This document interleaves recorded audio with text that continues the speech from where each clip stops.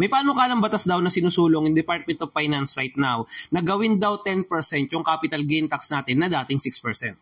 So ano nga ba yung magiging epekto nito sa atin at paano nga ba ito nakukompute? So pagpalagay na lang natin na ikaw ay nagbibenta ng property na worth 2 million pesos. Kunyari, lupa ninyong pamilya or kayong pamilya ay may bahay at lupa at 2 million nyo itong binibenta kunyari sa akin. Currently sa tax system natin, magbabayad po kayo ng tinatawag na capital gain tax na worth 120,000 pesos as 6% noon. 6% kasi yun eh. Pero sa bagong panukalang batas na to, pag ito ay napatupad, magbabayad na po kayo na instead na 120,000, magiging 200,000 na. At alam naman natin na ang capital gain tax kapag yan ay nag-increase or tumaas palalo, alam naman natin na naipapasa yan sa mga pangkaraniwang consumer. Especially po yung mga sobrang malalaking company, ng mga billion-dollar company na nandito sa Pilipinas na nagbebenta ng mga properties. Lalo pa, of course, alam naman natin, huwag na tayong magkunwari yan, natataas rin po yan. Susunod ho yan. Bago pa man sila gulangan ng government, naisip na nila yun. Pinapangambahan ng iba na possible daw bumaba lalo yung purchasing power ng mga tao kung sakaling mapapatupad to. Na yung mga dating Pilipino nga daw na wala kang pambili na masyado ng bahay or hirap na hirap magkabahay,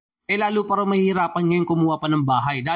Lalong-lalo na kung itataas pa yung presyo someday ng mga real estate properties. Kung may tataas man sa mga presyo niyan, mga produkto na yan. Kayo ba, ano ba yung take dyan sa bagong propose ng Department of Finance na itaas daw yung capital gain tax from 6% to 10%? Share nyo lang yung thoughts nyo guys sa comment down below.